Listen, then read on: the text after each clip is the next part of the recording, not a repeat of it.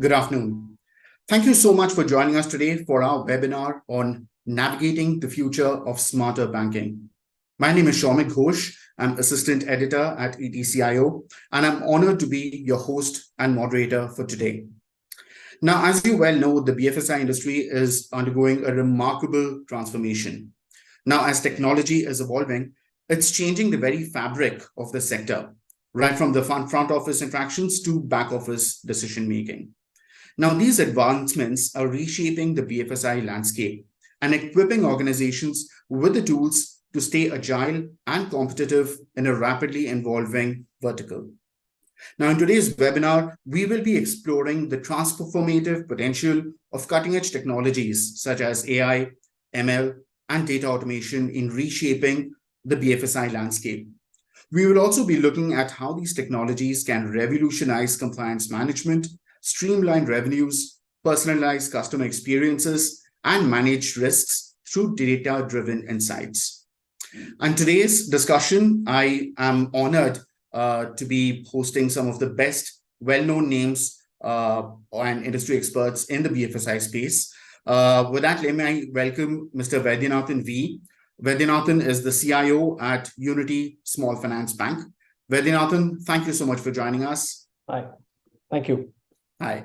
We've got Abhijit Dey. Abhijit Dey is the Vice President, Product Head of API Banking, WhatsApp, and Chatbot at Axis Bank Limited. Abhijit, it's a pleasure to host you. Hi. Thanks for having me here. Absolutely. We've got Suresh Shanmugam, also a BFSI expert and a well-known name in the industry. Suresh, thanks so much for joining us. Hi, good afternoon, everyone. Hi, good afternoon. And of course, we've got Prabin Dukania. He's the Chief Financial Officer at the Goods and Services Tax Network. Prabin, welcome and thank you for joining us today. We also have Sanju Surendranathan, who is the Oracle Cloud Solutions Director for the FSI vertical at Oracle JPAC. Sanju, thanks for joining us. It's a pleasure hosting you. Thanks, Shaumik, and thanks, everyone. All right. Well, so, as you well know, you people are the industry experts. You are the IT leaders. You're spearheading the digital transformation that we are seeing in the BFSI industry today. So if you could tell us, in this rapidly evolving BFSI landscape, how crucial is it for technological transformation? And what kind of specific challenges are you as IT leaders facing in driving this transformation? Let me start with Vaidyanathan. Vaidyanathan, if you could tell us about your specific challenges that you're facing at Unity Small Finance Bank and how you overcoming these obstacles. Hi, good afternoon, everybody. Happy to be here and share my thoughts. Just to give you a small background, I come with almost 3 decade plus of experience in the banking and finance industry. Been a part of starting banks in my earlier roles, and this is my third opportunity to start a bank. The Unity Small Finance Bank today is unlike any other bank. We are the last to get the license and last to start. And as soon as we started, we also acquired another existing SIC bank, and which was with an existing technology, people, process, and everything.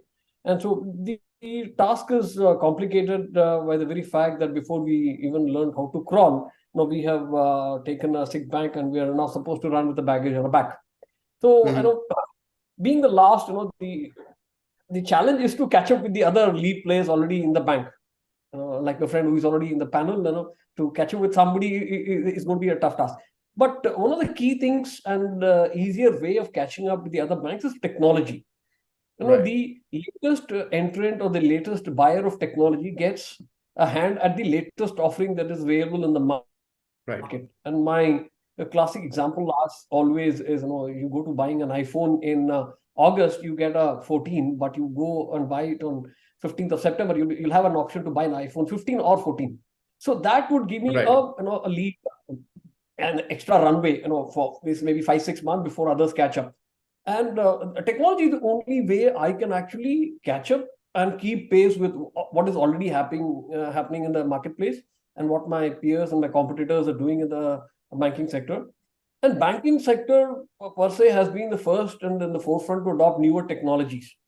Right. As we see today, banking in 97, when I wrote an article on technology, it called Anytime, Anywhere, Anyhow. Today, it is exactly the same.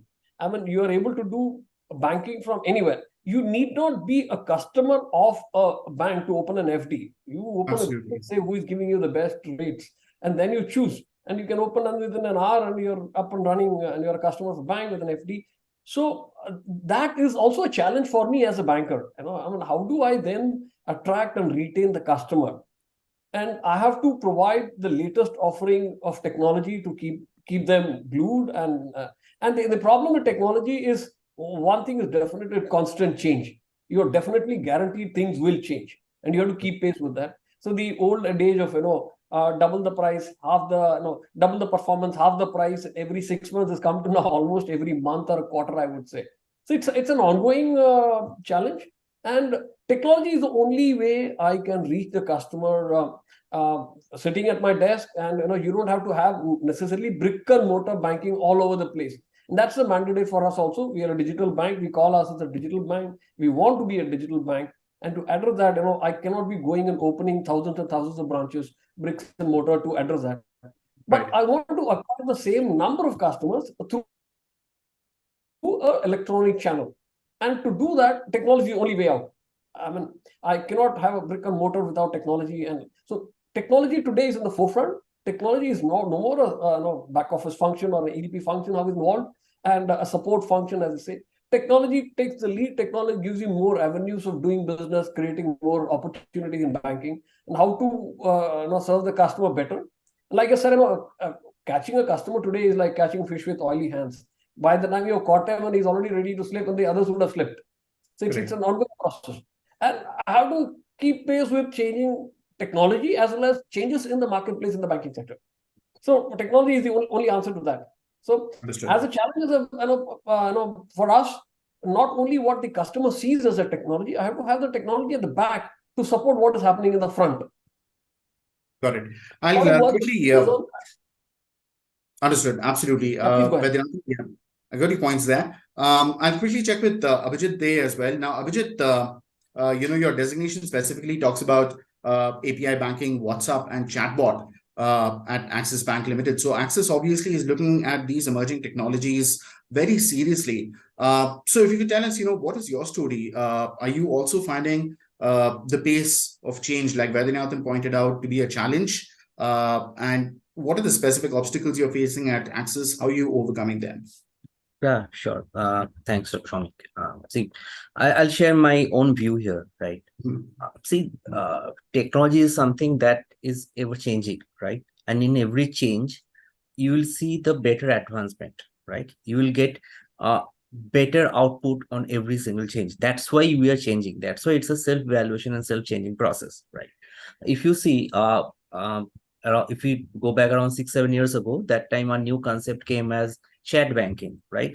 Or bot banking, where banks have launched their chat bots, where customer can come to the chat bot, they can talk to the chat bot, all this AI driven journeys and all, right? And this we have built. I mean, and that time I was not in with Axis Bank, I was with some other bank, and we have implemented over there, and Axis also implemented, right? Now today, if you see WhatsApp banking, ever since WhatsApp banking became so popular over the last 4 years, right? I mean, normally WhatsApp banking started in 2018, but adoption started from 2019, right?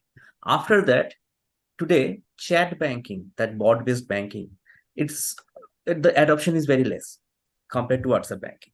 Because people say that if I can talk to the bank with whom I'm banking, right? If I can talk through my WhatsApp number, right? Why should I go to the website and open the chatbot? Right? But the use case is same, right? Now, this is the pain point of technology, right? So once a technology advance, it gives you a better experience, it gives you a better solution to a problem statement. At the same time, some other platform which you have built over a period of time, and you have invested some money over there, right? That platform may get obsolete. So this is one challenge which I foresee, and with the advancement of Gen AI and all, right? I mean, today we are not probably deeply working with Gen AI. I mean, we all are exploring the possibilities and all. We are exploring the nuances and all, right? Because regulation is also not very clear on it, right? But the moment regulation will be clear, the moment we start getting the confidence that now it's the time to implement the use cases, especially for the large and complex banks like us, right? then you will see there will be many other technologies, and this is completely my personal view. There will be many other technology platforms that may get on a back burner because of this Gen AI thing, right? Because once a technology comes, it sometimes subsides other technologies, right? So this is one challenge, that how to cope up with this, because I am investing that much money. I have invested that much money, right? And I mean, how to justify that investment, right? So this is one challenge. And secondly, if you see nowadays customer, they need, or rather they want everything in very instantly, right? There was a time when we used to think that customer will one lead will be generated, it will be parked in the CRM, and from CRM as a drop of the floor journey, this lead will be catered, right? But nowadays you can see all the banks are having their pre-approved loan base, right? Where customer can instantly get the loan disbursed, even their queries. I mean, we are instantly gratifying all the queries, right? So all these new age technologies are helping us to offer this type of services. Now, these are the challenges because customers' need are increasing, right? They are expecting a lot from us, and to cope up with that expectation, cope up with that, desire or the wish of the customer, sometimes it's challenging, but that's why we are here. That's why we are here with the technologies and to solve that. Understood. Absolutely. And yeah, very pertinent points. Like Vaidyanathan also pointed out, BFSI companies now have to compete with born in the cloud neobanks and instant loan apps, etc. They're also your competitors in this space at this point in time. Very true. Great points there, Vaidyanathan and Avijit. If I could rope in Prabin. Prabin, if you're with us, could you tell us, how are you viewing the problem at the goods and services tax network? How is it affecting GST? And how are you dealing with this pace of change? Yeah, good evening. Good evening, Shomik. Hi. And thank you for having me here. So let me share the thought about the GST and GSTN. So earlier, the tax regime was into a different segment. Every state has their own taxes and the other things. Now, the total tax reform has been happened, and the one single tax has been grouped in, and that is called GST. And where the central and state both have a stakeholder, and this technology platform is meant by the GSTN. GSTN is a company that is called Goods and Service Tax Network. So this company manages the total tax ecosystem. So I can say that it's a big tax reform that India has ever seen, and this kind of a things is happening, and where all the taxpayer, they are having all the I can say that all the business entity, they are doing with the ease their all the compliances, the tax filing, the day-to-day business operation. They can see that how their business is performing and other things. So that way GSTN is very enabling to business, and it's making ease of doing business in a very vital way. Got it. Understood. Now, Suresh, you've been in the banking space for quite some time. If you could tell us, if you could share your personal insights into what are some of the technological challenges that you found, especially with technologies around AI, ML, and how did you win over these? How do you overcome these challenges? Thanks for this opportunity with you all today. And again, it's a great question where post-COVID, the concept of corporate digital has moved from corporate digital towards customer digital, where each and every customer is treated as corporate, and they started the solution services, everything unifying towards a customer experience. So that's where the real challenge started post-COVID. And you can see the banks moving towards delivering the unified customer experiences, trying to build as much as staying competitive in the era of fintech, where you can see the fintechs coming out very elaborately in terms of how they can do more in terms of keeping up with the latest technologies, whichever can reach even to the rural pockets, and trying to utilize as much as supporting the staying regulatory to compliant and other elements part of it. But if you see in terms of security, data breaches, in terms of cyber security, other elements got added because of the kind of mobility, and IIoT got more into the space. We are using as much as the challenges has been seen more as an opportunities where automation of AI, especially the kind of areas which is used part of automobile and other elements, which has added more towards empowering cloud and other customer journey. And specific, if you see in terms of even comprehensive data structures, earlier we used to operate more in an open environment with a closed environment. Today you can have multi-channel where using mobilities, it has created even getting or moving towards hybrid cloud or private cloud, now something called community cloud, where people can participate, where customer can come and try to utilize it, which has turned competitors into partners, which has created more what are the fear factor, and the kind of digital transformation which was accelerated to support the kind of competition internally has built as much to find out the regulators can work out seamless with peacefully the kind of elements involved in terms of finding the balance, getting into the information, trying to scrutinize and trying to ensure the concerns which was emerged during COVID and post-COVID, and which built part of it, which forms more of lessons now got deployed part of digital, which creates as much as more impact, which has created a lot more towards individual customer digital. That's what the transformation is playing, and banks are all prepared, and they are trying to bring out using the technology how we can seamlessly trying to get engaged with them. Instead of a simple loan or a business, they want to get engaged for a long term and trying to be with the customer for a long term in terms of their financial related activities and expectations set part of the business and the personal related activities. Back to you. Understood. Thank you for that, Suresh. Now, the next question, gentlemen, that I would want to bring, to the front is, there are two things that we hear in our conversations with CFOs and CIOs in the banking space, and that is, one around automation, and the other is around data-driven decision making. And especially when it comes to the concept of using innovation, and especially how you're turning to automation to ease the burden. So Vaidyanathan, as a CIO, I would want to direct this question towards you. So if you could share some of the success stories, or at least your approach that you've taken towards automation, has it helped you slash the time that's taken for these mundane tasks, day-to-day activities, and focus more on innovation, especially if you're looking at it from a compliance point of view or from a regulatory framework point of view? See, like I said, only constant in the banking space and technology space per se is change, and you have to constantly keep pace with change. And to, if there are 10 banks in the fray, and what differentiates 10 banks, because all the 10 banks are using the same technology, differentiating each other is becoming difficult. And if you look at, data is the key. I mean, I'm actually scared of giving my data even at a mall to give my phone number, because I get a call anytime. While I'm talking to you now, maybe my phone may be ringing and somebody might be trying to reach me. And that's the scary part. I mean, unnecessarily, your privacy gets intruded. But at the same time, from a CIO perspective, data is very key to us to offer differentiated services, differentiated to the extent of a very customer specific, not just segment specific service.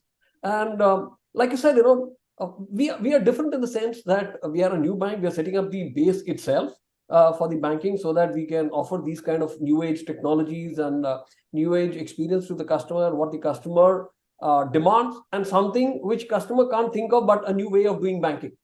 So as part of the initiative, we actually had acquired an existing sick bank, and we were in a state where we had to look at what do we do with the existing technology that is there. But a classic saying is you can't sit in the past yet ride on to the future without getting off the saddle.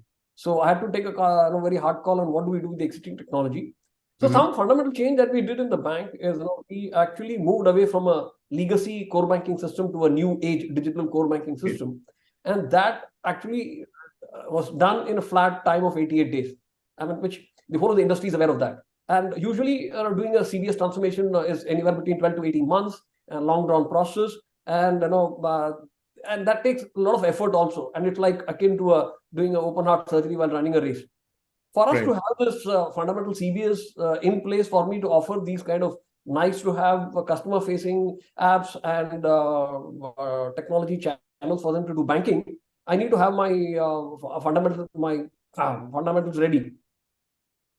So my foundation was this CBS, which we took a hard call to change it. So we did that. So that was possible primarily because a new age technology, from a old school monolithic architecture to a microservices based architecture, a digital framework.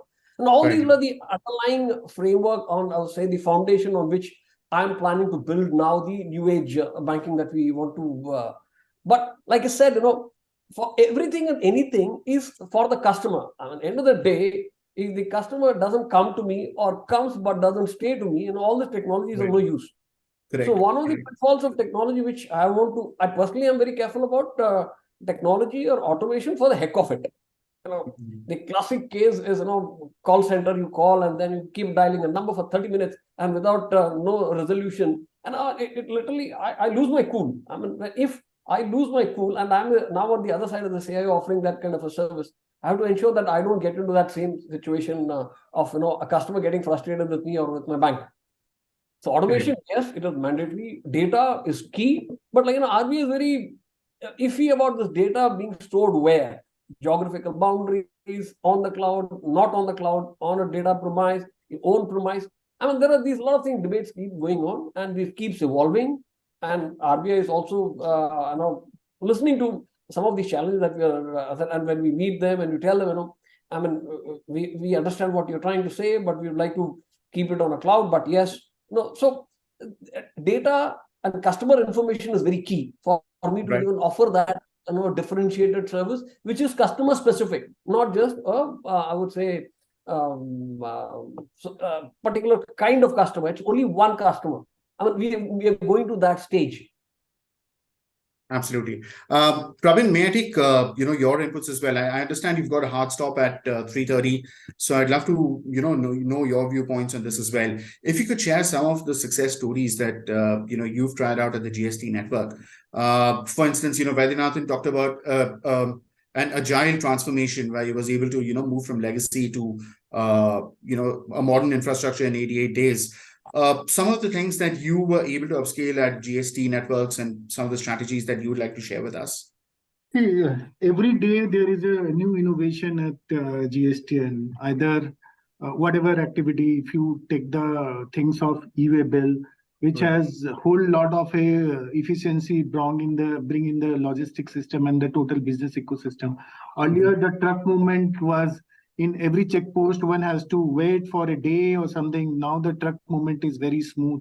It's a totally digitalized version kind of a thing. Another big reforms, you can see that on an e-invoice kind of a thing, where the total business ecosystem is moving into a digital invoicing system, where the buyer, seller, they interact through the digital things. And with that digital invoicing, the total banking revolution has come. The bank can know the truth of the invoices. They can start lending on that invoices. The bill discounting, the account aggregator concept has been come, where the bank can easily lend based on the invoicing and other things. So this kind of innovation has already started, and it's a rolling out, where the total with this information and this business reform, the banking system is becoming very robust. And with our system, the total banking system is connected through the API, so they can fetch the data, how the customer is behaving. They can make their risk score and other things. What is their invoicing pattern? What is their billing pattern? How much turnover they have done? So everything was on a real-time basis. So those kind of a business reform has been done through the GST platform, GSTN platform. And there are so many other things where the government has a plan that you must have been heard and seen in the newspaper, that auto population of the returns, where you can get to know that how much that your seller or buyer has done the transaction, the input credit and other things. So you have to just a one click kind of a thing. So where the compliances will be becoming very smooth, easy. Thank you for that. Sanju, I'd like to rope you into the discussion right now. Now, as a solution provider, if you could tell us, how is Oracle looking at this? How are you helping these organizations in their digital transformation journey, especially with respect to implementation of AI, ML, and automation? Thanks, Amit. So I think I'm glad that Many of the esteemed panelists have shared their views, and it kind of gels well with what Oracle's vision is. Oracle has been providing solutions to the banking industry for close to 4 decades. And the way we're looking at is exactly how everyone in the panel have described how to address the industry pain points and challenges. Rather than selling products and services, we look at the pain points and then try to address or position our capabilities to address those pain points. So some of the things that Vaidyanathan brought up as well as Abhijit brought up in terms of agility. So the way Oracle has been positioning its capabilities for the last few years is this cloud adoption, right? So cloud strategy has been at the forefront of Oracle's strategy, right? So the way we position our cloud solutions is cloud is one place where all of these things come together. All the pain points in terms of operational inefficiencies, lack of agility, cost optimization, adherence to compliance and regulatory requirements, all of this can be addressed when we move to the cloud. Of course, cloud brings with its own challenges, at least the perception in terms of data security and those confidentiality aspects. But those can be addressed. Today, you have seen, if you look at globally, cloud adoption has multiplied manifold. Like governments like US and European governments have en masse moved to cloud. The government customers also, in fact, which is where the security is the foremost, right? Because especially if you look at the defense sector, for example, where the data is national security is most confidential, even they have understood the advantages of moving to the cloud, and they have actually started moving to public cloud.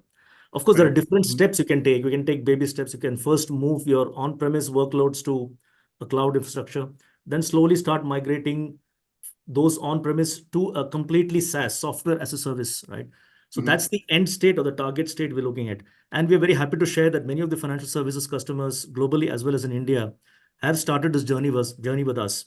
The reason is that Oracle is one of the foremost providers of cloud solutions.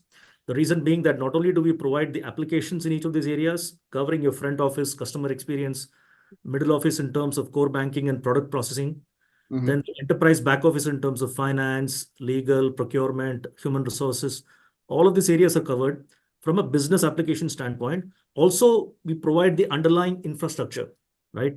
So the Oracle Cloud Infrastructure, which is the leading cloud solution, cloud office architecture in the market today, it compares well with all the others like Google and everyone else. But it's one of the leading, not only because it provides not only the infrastructure, but also the solutions that sit on top of that. And very powerful middleware layer, which provides all the latest innovations in terms of artificial intelligence, machine learning, and Gen AI. I think Abhijit was talking about Gen AI as well. I know it's very early days still, but there are a lot of innovations coming in, and we are carefully doing it based on what the regulations are looking at, what kind of data privacy security requirements are there. So carefully, we are looking at the industry requirements, the regulatory requirements, and releasing this. The advantage of moving to the cloud is that it is extremely agile. See, I was working in the industry, and then when I was to work a few years ago in the industry, it was still the traditional way of looking at things, on-prem legacy systems, and even an upgrade of a system from one version to the other used to take at least 6 months, right? Gone are the days. Today, you're looking at updates happening in weeks, if not days, right? So Oracle has a approach that every 3 months we release enhancements, updates to the entire stack, not only the infrastructure, the middleware, as well as the applications. So today the customers are able to use the features that are available within a matter of weeks and days. So that's the agility, and that's the kind of innovation and the speed to market that we bring to the table. And that's the journey we are taking on with the customers, and happy to work with more and more banks, especially in the Indian region, as we're expanding our footprint. Understood. Thanks for those insights. Just add to what Sanju said, just for the benefit of the viewers, we as a bank, we have actually moved away from our on-prem CBS. CBS is on a SaaS model, and all my applications is on cloud. So for a small bank like me, it's much more cost-effective, less headache, and it's much easier to manage things. I don't have to have very skilled resources to maintain everything. And skilled resources are a premium, and again, very difficult to attract and retain. So I mean, for me, that makes sense.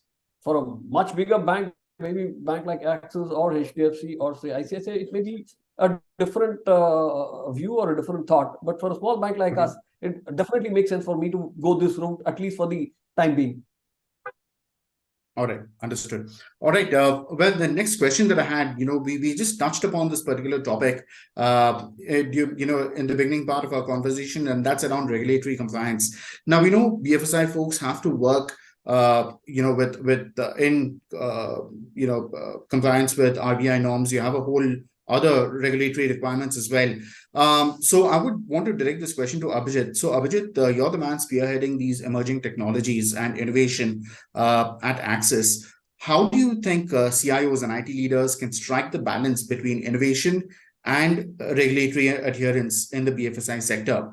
And how do you ensure that technological advancement does not come in the way of compliance standards and vice versa? See, one thing which I've learned in my experience, which I've seen other of my colleagues or my seniors, how they have managed these situations. Nowadays, we all are working in agile mode, right? And in agile, we work in pods. And in single pod, whenever we are discussing about the changes or the innovation or the transformation, right? All the stakeholders are together there. It's not like that my risk or my audit team is not present, or we are having some silo discussion with tech and business, or the discussion is only between product and business, right? So working in agile mode in one single pod where all the stakeholders are there, where you are discussing and you are, sometimes you get into argument also, right? Sometimes conflicts happen, but it all comes out with a positive feedback, and your compliance knows that why these changes are being done. Your tech knows that how that changes has to be done. Your infosec stakeholder, they also will point you out that what all are the defense you need to take for these changes. For example, this WhatsApp, right? In WhatsApp, WhatsApp itself is a platform where we do chat and all, but in the same platform, when we are doing some financial information sharing and all, how the consent is being stored, how the SIs are working, how your Docker images and where are being stored and where we are putting your Docker. So all these discussion we have in a agile way in a pod, so that everybody is on the same page. So that's the only probable solution in my mind, right? That come whenever we are building something big, something huge in transformation. Coming to the cloud, right? Cloud is not rolling out of cloud is not one single person responsibility, right? So there has to be first of all, if you see this legacy application or on-prem application moving to cloud, it's a cultural change. It's a change of a mindset. Now, when you are changing that mindset, you'll have to bring everybody in us under the same umbrella, right? You have to create that roadmap. Then all it is possible.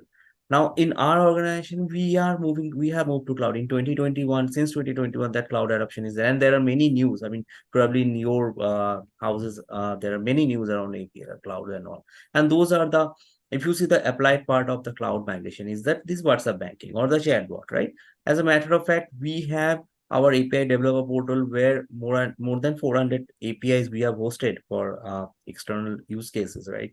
Where large fintech or the large corporate, they're consuming our APIs. We have created the journey where anybody can access our APIs based on their credentials, right? So kind of not a completely BYOK, but yeah, some part of the journey is BYOK, and it's a paperless journey, right? So all this adoption which we have made, if we not build it in a non-silo manner, if all the stakeholders are not come under the same platform, this type of journey wouldn't have built, right? I just remember when someone was talking about nowadays customers, they want to book FD without having a bank account with this bank, right? I think Mr. Vaidyanathan was discussing about it. So this journey we have built in 2020 when that COVID started, right? Where we figured out that nowadays everything has to be digital, right? There'll be really need for a touchless journey where customer, even they don't have any account with us, we should allow them to book FD, because FD is nothing but a keep education, right? So all these transformation which we have built, it wouldn't have been built if we have not worked together as a whole team. And I think the tech has to take the control of that entire discussion, right? So that's the challenge, and that's how I think it should be mitigated. Great points there. I would now like to move to the topic of risks, and Suresh, I would want your inputs on that. Now, we know that managing risks is a very critical part of the BFSI industry today. in your opinion, from your experience, what can CIOs and IT leaders do to harness the power of data-driven insights to proactively anticipate and address emerging risks? Now, I'm also going to club this with, one of the questions that I received from one of our viewers, that's Anish Srimali. Anish is asking us about, how can these new emerging technologies be used for detecting fraud and other anomalies? If there are any use cases that you would want to share or any strategies that you would want to share with our audience and our panelists today, Suresh. Yeah, it's a great question here. See, it's purely when you focus where the head of financial institutions and regulators has to have getting into the simplistic thinking trap. That's where the thin line between compliance and services plays a major role. So we see there are two types of solutions when it comes to financial. One is both more into the internal people who are involved and trying to execute it, and the another one is purely customer and the entities, like overall the intermediaries, which they try to do it. So bring out that automation in terms of how much technology can fine tune the approach, part of the culture of the organization towards the credit risk. That's where the real flexibility everybody tries to play, and every individual organization do have the problem which they try to simplify it and trying to address part of it. So that approach should have that much in terms of how they can bring out that bust, especially when you are trying to impending the bust in terms of when you opt for more of currencies, especially cryptocurrencies, bubble, blockchain, the kind of technology which we try to serve and trying to utilize it. Let us understand and focus more in terms of how the technology which is framed when multiple entities play together and how the stakes are shared and limited with the kind of expectation set, which enhance the focus, which gives us more in terms of how we can focus more in terms of the customer and the kind of growth part of the regulators. If you see the kind of roles, especially from the board of directors, from the banking point of view, like you can see the enormous different type of people with the different skill sets of getting into the board and trying to bring out that value system, so that even a particular competitor can sit in the board where he can try to bring out that how the risk can be mitigated when you operate, especially in rural part of the country, and getting into the mediators when you try to use as much as part of that, which we focus on that. Over and above that, we focus a lot more on IT, which emerges through IIoT and mobility based on the cybersecurity models and the kind of principles or patterns put part of it. But if you see in terms of that one question you have asked, how similar things can be handled or focused or trying to take it up, we should have that re-accessing strategy. Your strategy should not be static and focusing more on to say, okay, it's going to be A to Z. No, that way it's not going to work. So it will be case to case and trying to bring it out, how we can try to mitigate that and try to bring out as much as towards the process, developing that multi-strategy in terms of using as much as towards the accessible possibility of programs. Even if required, we would like to bring out multilingual concepts where let them understand in clarity, like what things of that risk which you are trying to do it, and trying to bring as much as towards the redefining the customer loyalty. That's where the principles of values set into that, and regulators and the business growth every time has a thin line to bring out, like how to strengthen the growing up relationship in defining the customer loyalty. So those areas again has to be worked out. When it comes to rural India, that's where the e-business talks less about electronics, more about emotions. So you have to have that much diversifying that information and trying to introduce as much as using the digital toolkits which define enormous using the artificial intelligence or whatever the technology with the authentic data. Again, there are two types of data. One is cooked data, which we get from social. Another was authentic data, which is from the corporates, which even sometimes it's required paid one, which gives you more comfort of trying to utilize it and trying to leverage as much as to utilize that kind of information, get engaged with them, try to inform our customers, create that awareness, and build as much as using the outsourced models with the stipulated regulators and trying to have that instead of cutting costs, let us have that whether it's made for that particular information, made for that particular process, policy, procedures, leveraging that AI and trying to get as much as transactions which create multiple track records, which is used timely and verified and ensured, like the same thing as delivered, one from the business point of view, again from the customer point of view, and ensured from the regulator point of view. Back to you. All right. Thanks for that, Suresh. Now, Sanju, there's a common thread I'm detecting among, the questions that we have we are getting from our viewers here. And there's one that's coming in from Niranjan Singh as well. Now, they seem to be, really worried about cybersecurity, and they've good reason. One, because of course, banks are prime targets for cyber criminals, and two, with the new data protection laws, a company can be liable for facing up to 250 crore fine, which is a huge amount if they are found with inadequate cybersecurity measures. So, as a solution provider, if you could tell us, how is Oracle approaching the problem when it comes to cybersecurity for BFSI customers? And also, what kind of security technologies do you think are going to come into the limelight in 2024 and beyond? Thanks for that. Yeah, absolutely. As I mentioned earlier, security is absolutely, and data privacy is absolutely the forefront of concerns when banks or any customer looks to move to the cloud, right? And as Abhijit also mentioned, it's a very cautious journey. It can't be a big bang approach. While it may work for some neo banks or digital banks, as Vaidyanathan mentioned, as organizations which don't have any technical debt or any on-prem legacy infrastructure, for them it's much easier to move to the cloud. But anyway, the data privacy and security concerns are common to everyone. So Oracle has been looking at it very closely right from the time. So the advantage is Oracle has built the solutions ground up from the cloud, in the cloud, right? It is not that we have migrated solutions to the cloud and hence missed out on some of the security aspects by design or whatever. Right from the time we have developed applications, they have developed on the cloud. So security and data privacy has been at the forefront at the design aspect itself.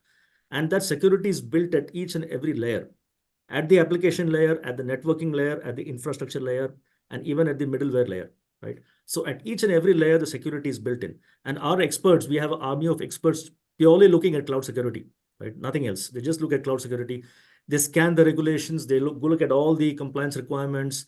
We make sure that our solutions are certified on those requirements like PSD2, GDPR, and all the others, HIPAA, across different industry requirements. Everything is certified, and only after that we actually talk to the customer, right? So it's not a exploratory exercise that we try to find out what are your concerns. We already know what are the concerns. And then, of course, there are specific in financial services, as we know, that it's very susceptible to cybersecurity threats. So we have built something called zero trust architecture, for example. I'm not a security expert, but just talking in generic terms, something called zero trust architecture, where we have built the authentication and identity and access management at every layer. So typically what happens is we always try to protect anybody coming from outside into the network. But once that person comes into the network, they are actually, you're open to still kind of security issues within the network, right? If somebody has unauthorized login into the network, he can come in and cause a haywire. So what Oracle has done as part of our solutions is not only do we authenticate external access by properly doing the biometrics and multi-factor authorization, everything else, but inside the network also, every layer or what we call the resource, inside our network, every resource also has its own level of authentication, which means even if somebody comes in by as a hacking into the network, still he cannot access the resources without a further level of authentication. So that's the kind of zero trust, because zero trust by definition means we don't trust any kind of access. Correct. Whether it is inside the network or outside the network. So these are some of the technologies which Oracle has been using, and constantly they are getting innovated. Because as we know, as the technologies innovate, the criminals and the hackers also innovate, right? So we have to constantly keep ourselves up to date with what is happening. And as I said, we have an army of experts looking at it. So these standards are constantly evolving, and we make sure that the solutions are always up to date in terms of security and data privacy. And that's the reason I mentioned earlier that some of our sovereign and government customers have got the confidence and they have moved solutions to the cloud. But cloud, I agree with Abhijit, is a transformative journey. It's not a big bang approach. You have to look at it in baby steps. You have to look at what your readiness is. It's a cultural shift. It's a people, process, and systems, not just looking at technology as a standalone. Right. Absolutely. Thank you for that. Now, there's another, things that banks are working towards, and this is again with increased competition. So, Vaidyanathan, I would want your views on this. Vaidyanathan, now we know that, to remain competitive in this world, you would need a lot of data-driven insights. What has been your approach to, the entire wave of personalization and hyper-personalization? What kind of technologies are you leveraging to help you meet those demands? Like you said, our bank is actually a work in progress. So, but having been a consultant for the last 20 odd years, I've been doing it as a way of life to, like I said, everything now is customer driven. or a Right. set of customers or a type of customers, categorize them into an age or a city, or so, and the data is where it helps. So if you're able to get the data in one place, and a good data, not junk data, and that's where some of these technologies that are there today, you have a CRM and all that, many other newer technologies which gives you insight into the customer and his spending patterns and the way he keeps money, what he does. So these information, if you have it, then you can then provide a customer centric service offering. I mean, not sector centric or society centric, but or age centric. It's a very customer. So I need to have more and more data, and that data has to be then utilized to provide these kind of services. Understood. Classically, for example, there's a research work which said, it is the age group of 50 plus and the 60 plus which maintains the maximum number of balances in the bank account, whereas the 20s and the 30s, they use it as a transient account. They hardly use the bank to keep balances. And so actually, if I say the profitable customer for me is the 50 plus and 60 plus.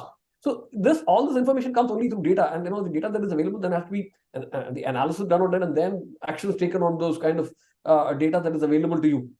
So there are various tools and technologies available in the marketplace which gives insight into the customers' behavioral and spending patterns. Mm-hmm.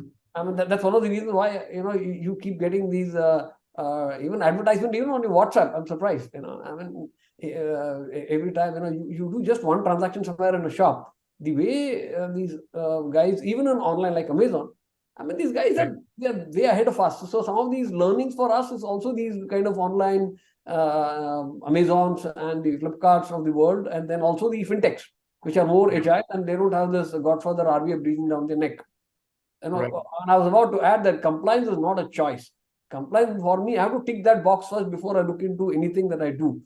And risk, if I were to go back to my 11th class, what is this banking book was? That book still says banking law and practice. The moment you say practice, there is an amount of risk starts. You deviate away from the law. So there is a risk. So this risk and compliance is a no-brainer. You have to meet that. Otherwise, the license of the bank is at stake. Understood.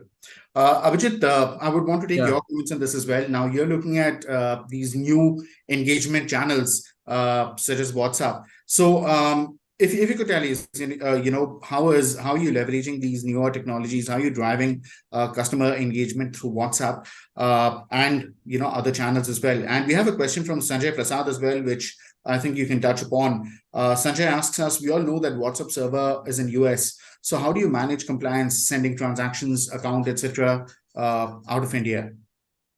Okay, I'll touch one or two sentences on that hyper-personalization bit, because that is a segment where we are not work in progress. We have already worked, right? It's unlike other banks, right? For example, if you go to Axis Bank mobile banking app, right, and on each and every login, you will see a different nudge, you will see a different experience, right? So this is called hyper-personalization.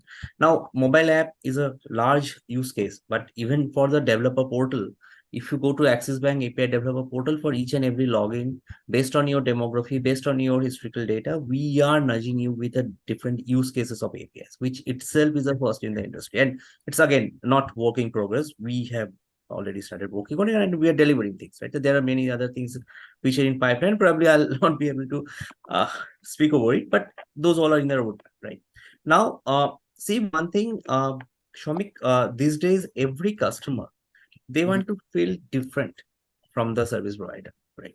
So suppose if you are having a mobile SIM card from a particular mobile service provider, the services which you will be looking for, it has to be very different, because your expectation, your demand has got changed over the years, right?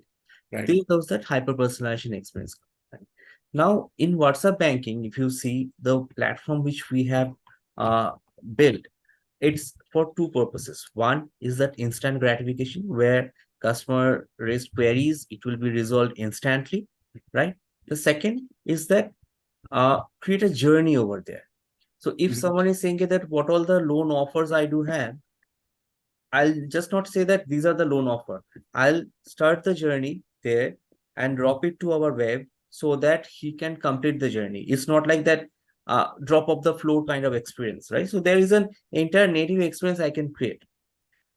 Also, with WhatsApp, you can reach out to as many as people because, I mean, compared to normal SMS, people are more prone to use WhatsApp. Now, I mean, a couple of months ago, I was in Singapore in for some conference, and there I heard someone was saying that no, WhatsApp uses in India has become a religion, right? Even in the everyday morning when you wake up, the first thing you check, what are the WhatsApp you have missed last night, right? So these are the nudges. So these are the touch points which we can leverage, right? So it's always easier to reach out to your customer through WhatsApp, but obviously within the parameter of a compliance, because in WhatsApp there are many other things which you cannot do.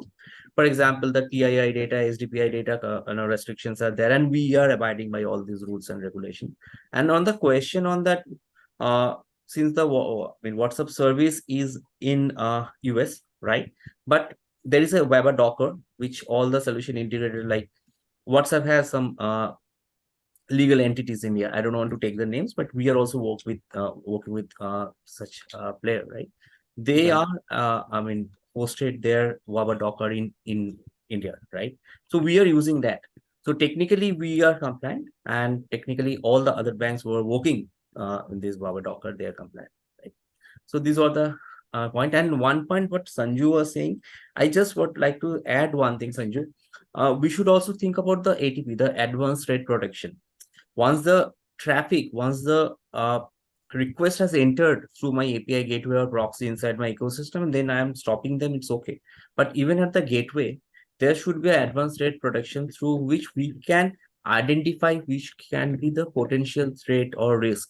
So those distinctions should be there in my gateway, right? So this one point I would like to add. Got it. Understood. Well, I mean, all of this conversation, of course, revolves around, how agile banks are, given the current competitive landscape that they have to operate in. So, Suresh, I would want to tap into your expertise out here. Could you share some of the, some of the use cases or some of the success strategies that have worked for you when it comes to agile transformation? How do you ensure that the pace of innovation is able to keep up with what is demanded by business? Yes, it's a great question in terms of operating. When you operate largely in the rural part of India, where you have to use the kind of intelligence which we claim and try to bring out part of fraud detections. Like, in rural India, what happens, like every small thing doesn't have an authentic information to try to take it up and try to ensure like that risk management, how you try to bring it part of it, that's where that innovation plays major role in terms of how we can try to capture the documents, whatever part of it. And the technology can, again, bring it as much as which empowered us to move towards that open banking, which today people claim it's more of a decentralized information where we are able to operate as much as part of the applications, which is interconnected using the fostering innovation or what are the competition, which gives more in terms of expanding deeper pockets of rural India, where decentralization empowers us to have as much as with the available and affordable, efficient data handling and processing. And the kind of infrastructure which we try to use, part of hyper automation, which also brings out as much as trying to prevail the kind of information which is available, which broke down from bigger ERPs into small APIs, and which created more in terms of loan value chains. Today, a particular person in rural India can fill up a form as per his own time and mercy, and can capture that information, which will create him something to move towards an earn to pay model. He will create into, we will make him to earn so that he can pay back to us. So those are the kind of expectations which customer has built part of the machine language or whatever API is provided, which has now broken as much as and empowered the customer, especially remote customers, where they are able to run a kirana shop using the other available information. They can move to those people using the multilingual WhatsApp, just a normal, even an SMS can connect them and trying to bring it out and use as much as part of the technology. Again, the kind of systems which are deployed has increased as much as towards the investments in the kind of security and compliance. That's where the reality, where you can see post-COVID a lot more potential information which fly down from the rural, which gives us more comfort in trying to take it up. Where if you see in a nutshell, digital transformation is not just work for only blockchain or cryptocurrency. It has helped us to bring down that MSMEs, where earlier good olden days, they take a lot more time in terms of approving an particular MSME loan, which now takes within 2 hours, they are able to get it. Only for the regulators, they wait for 1 or 2 days. Based on the regulators' approval, they can try to take it up. And the expectation set part of open banking, which has created more APIs. Today, if you see enough in terms of getting the customer loyalty, in terms of customer expectations, which was a big deal part of rural India, because rural India doesn't want money, doesn't want advice. They want their model and methodology to be deployed, and they have to utilize part of it, which was more triggering towards the technology within the regulatory changes, and ensured towards the data analytics, and especially the AI-driven insights has given a lot more. For example, good olden days, like whenever you talk about insurance, the vehicle authenticity in terms of the latest technology put part of it, which gives only the health and the mode of operations part of a vehicle. Today, it gives exactly about the current situation and which are all the areas the particular vehicle got not used, or other elements, which gives more comfort in terms of understanding the customer-centric information using the purpose, the business purpose which they are trying to use, which again proofing us towards the core banking systems, enabling individual businesses, enabling individual customers, and trying to unite and trying to bring out the best practices across using the community cloud, which was a great example, which I can say, which has given as much as more comforts towards open banking. And in the short term, like where customer has only Aadhaar card or some very limited proof, with that they are able to discover more in terms of creating the core banking solution and thriving that much information, which a fee-based income has moved from, suppose, credit cards, debit cards, now moved to the kind of payment systems, which are supporting more in terms of using digital currencies, digital wallets, and trying to create as much as within the districts and across the states, and ensure like how much we can do based on the trust which has built part of it, and which we can see a lot more digital wallets and payment system was used effectively, and let us continue to use. Back to you. Understood. Thank you for that. Vaidyanathan, we're just wrapping up the conversation around agility now. You shared a real, good success story with us, that you were able to, completely evolve from legacy to a modernized framework in a span of 88 days. Could you quickly share, those two or three takeaways, 2 or 3 points that helped you, drive this agile transformation? What really worked when it came to revamping this IT infra?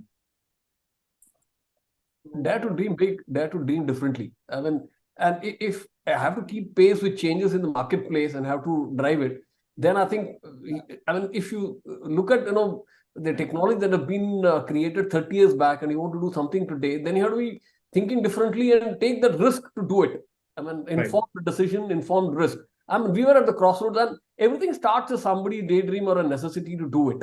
And we were cornered, we were left with a challenge to face and a solution. The only way to do it was something different. While it was difficult, but learning for me was you have to be very focused then, and then you'll have opinions galore in the marketplace. People will come up and say this is not possible, this is not done, it is not doable, but then you have to take a leap of faith based on your experience and your team ability that you have, and then go ahead and do it. Today, I'm sitting and talking to you just because you're successful. If it was not there, I won't be sitting and talking to you today. So, but yes, you have to think differently, because only constant is change. If things keep changing, you have to keep thinking differently also. And what is in today is obsolete tomorrow. So what is going to be in the future?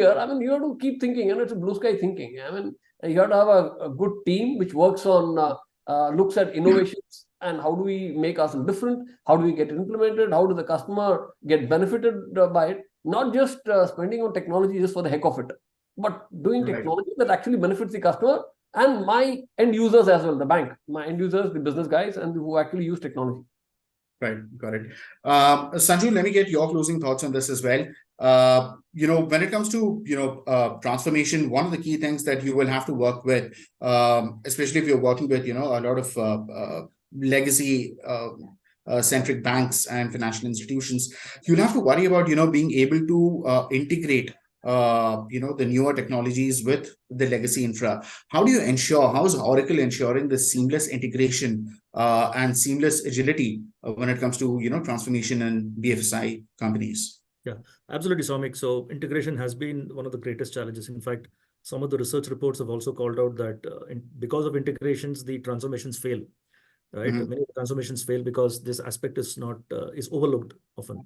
So the way integrations work is, and just as kind of summarizing the ideas brought about by everyone in the panel, is that when we start this cloud transformation journey, we trying to look at how to integrate, because not everything will move to the cloud, right? As I said, it's not a big bang approach. So many of the applications may still remain on-prem, whereas some of the components can move to the cloud. So which means there has to be an integration between the on-prem component and the cloud component. So that's where the integration layer comes in. So Oracle, as part of its solution stack, it already has an integration service, right? Because we have recognized that everything will not move it to the cloud right from day one.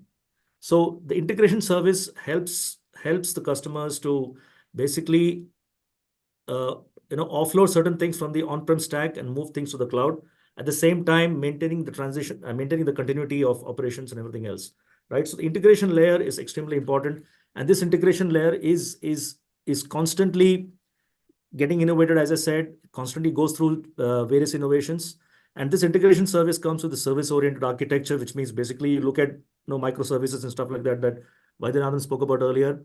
We have certain components with which you can do. So one thing is the SaaS solutions that Oracle has come up with already has capabilities to integrate, for example, the ETL, right? So when you bring in the source data, the integration layer actually ingests this data before it gets consumed by the applications. So there is an Right. integration layer there. At the same time, it also kind of integrates with third-party ecosystems, because today is a reality. Not everything is going to be done in-house or within the application. The reality of open APIs, open banking is there. And as Vaidya mentioned, what is relevant today is not relevant tomorrow. So you can't be really designing everything for the future. Somebody is doing it better, then you might as well integrate with that and provide a holistic offering to the customer. So there is this opportunity to integrate not only your in-house systems, but also external systems into the ecosystems.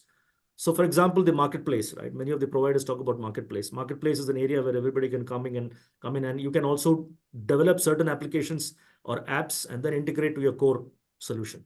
So these are the ways and means in which Oracle is doing it currently. And as I said, it's an evolving thing, but that's definitely cannot be neglected, right?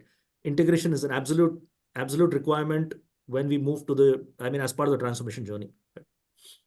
Absolutely. Understood. All right, folks, I think we've come to the end of our discussion here. There are quite a few questions that I couldn't take, but then there's one common thread that I see a lot of our audience members are interested in, and that is when it comes to emerging technologies. So, given the panel that we have here, I'm quickly going to name these technologies that have been appearing in our Q&A box. And I would want, you guys to actually point out that one technology that you think is going to transform banking in 2024 and beyond, the one thing that you're going to put your money on. So the four things are Gen AI, blockchain, chatbot, edge computing. Which of these four things do you think is going to make the biggest impact in banking in 2024 and beyond? Vaidyanathan, what's your vote? What would you bet on? I would bet on Gen AI. Okay. How about you, Suresh? See, since we operate more in rural India, we can stick to technology, but we try to keep up that whatever expectations set part of it. So what I would recommend is bring out as much as available technologies with the affordable cost, and try to reshape the financial transactions, decentralized financial things, which creates as much as using the hyper personalized banking, where buy now, pay later. Those are the slogans which we try to operate using the omni channels, and trying to use as much as towards the kind of expectation set part of the non-banking financial companies, where banking as a service, and trying to create as much as using quantum computing or the emerging startups, whichever is supporting us forefront.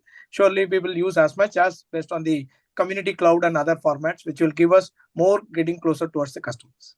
Okay. Back to you. Avijit, your quick take: Gen AI, blockchain, chatbot, edge computing. What are you going to put your money on? Chatbot is a bit old. Yeah, since you're already doing it. Blockchain Web 3.0 has already come. My money will be more on obviously Gen AI, right? And we are already exploring many of the opportunities, especially on the cost and all. If you see the valuation of the cost, if you see your asset quality, the actual valuation of your asset quality versus the deposit acquisition. So this type of complex problem statement can be worked upon. That's my personal view.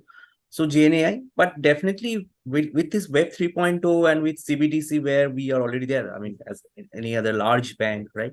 we are also in CBT. So I think that will also not be little far, right? Because Gen AI, I think in 2024, even if it started, the actual rollout will happen in 2025 because it will take at least 12 months to 18 months to roll out according to the compliance and regulations, right? So in the meantime, if we can focus on Web 3.0 and all with CBDC in mind, definitely that will be a good money spinner for banks. Sounds good. Sanju, as an OEM, what's your take? Yeah, so absolutely. So our efforts are mostly from a top-down messaging point of view. It's been Gen AI, right? So Gen AI is the area of focus for next year. So our financial year starts from June to May. So next year's focus is absolutely going to be Gen AI, and that's why we are bring these capabilities into our solutions. And as Abhijit said, it's very cautious approach to Gen AI because it has to be constantly looked at it from the perspective of regulations and security guidelines. But yes, that's an area which is going to grow significantly. Sounds good. All right. Well, there you have it. The vote from the experts. So we've had a great round of discussion, a lot of points, a lot of ground that we covered out there. And thank you again. Thank you so much, gentlemen, for for your expert insights, for sharing your expertise, your takeaways, and your observations with us. And audience, you've been great. We got a whole lot of questions. I'm sorry we couldn't address a lot of them, but we tried finding a common thread and having our experts answer them for you. Well, again, my name is Shomik, and thank you so much for joining us today. And I'm going to bid adieu to Vaidyanathan, Suresh, Abhijit, and Sanju. Thank you so much, folks. You have a great day ahead.